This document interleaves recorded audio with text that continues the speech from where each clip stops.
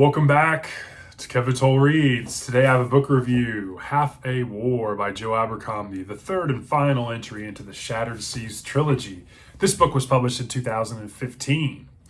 The summary of this plot: you have Princess Skara. We're introduced to her and her beloved Bale's Point in Steckenhouse. It's overthrown by Grandmother Wexen and the High King's army. Grandmother Wexen has found a new spear point for her army as she's gaining alliances throughout the Shattered Seas.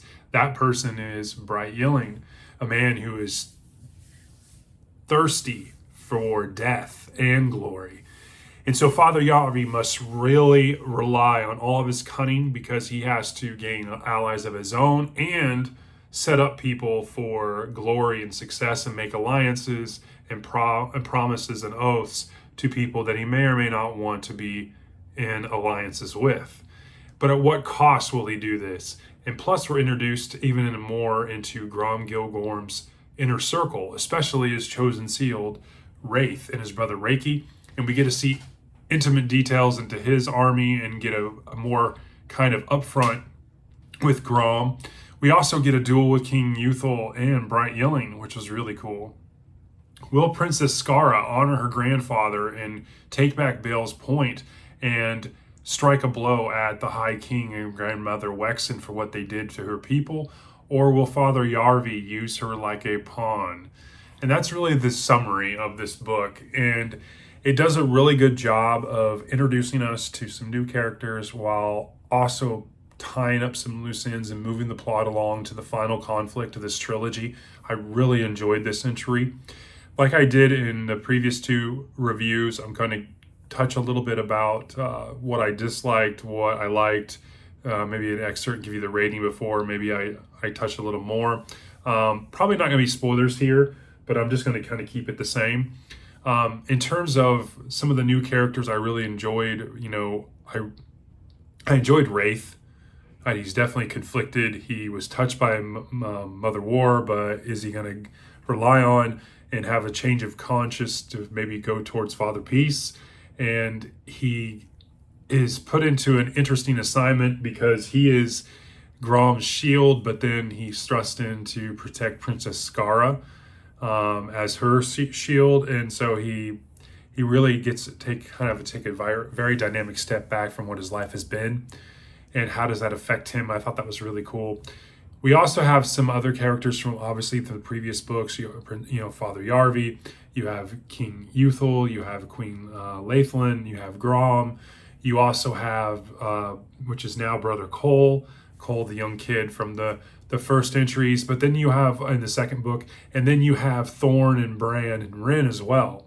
And so I really enjoyed what Abercrombie did with those storylines and relationships. Some of them are heart-wrenching, really are, and I'm not going to spoil anything, but it was a kick in some parts.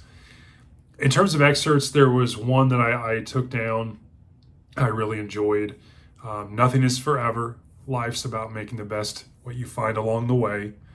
A man who's content with what he's got, well, more than likely, he won't be content with what he hasn't. Oh, that was a really good one. In terms of dislikes, I had nothing I really disliked here. You have new characters, but not filler characters. There's a dynamic, there's a setup, there's an interconnected plot to the overarching conflict. So it worked really well.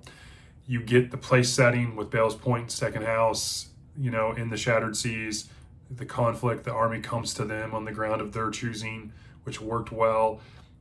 So in all, but it works really, really well. I mean, you get a great conflict, you have great battle scenes, you have great relationship dynamics, characters, you get some really jarring moments because you kind of get emotionally invested. Even though I've read these three books, like binged them over the course of the last 4 days, I was invested in some of the characters. In terms of rating, I give this a 4.6. So book 1, I give a 4.7. Book 2, I give a 4.5. I give this one a 4.6. I think this was a little step up from the previous book. I don't really feel like it hits the first book. I feel like really the trilogies, when you first get that first book and you're setting the tone, learning characters, learning backstories and stuff, it's just hard to top that in a trilogy unless it really catapults. Now, there's definitely fight stuff in book 2 and book 3 that are definitely awesome stuff. And so I don't want it to seem like book 1 is really good, but this trilogy is not for you because book 2 and 3 are, that's not really the case at all.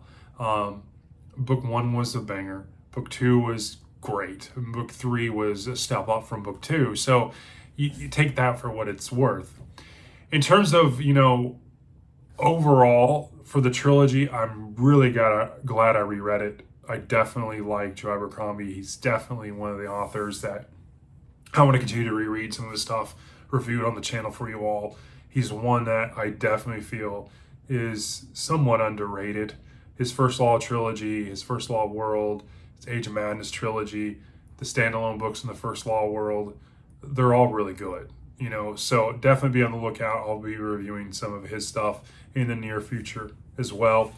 Like I said in the previous 2 book reviews, if you're looking to get into fantasy and you've heard some good things about the grimdark genre of fantasy or the subgenre, this trilogy, which is considered YA, but it's really not, is a great entry point. It really is, because it does everything that fantasy is really good, and it has nothing that really turns away people. You don't have a 10-book series. You don't have 150 pages of world building and, lineage and genealogy and times and multiple races, and it's just really done really well. So that's my review.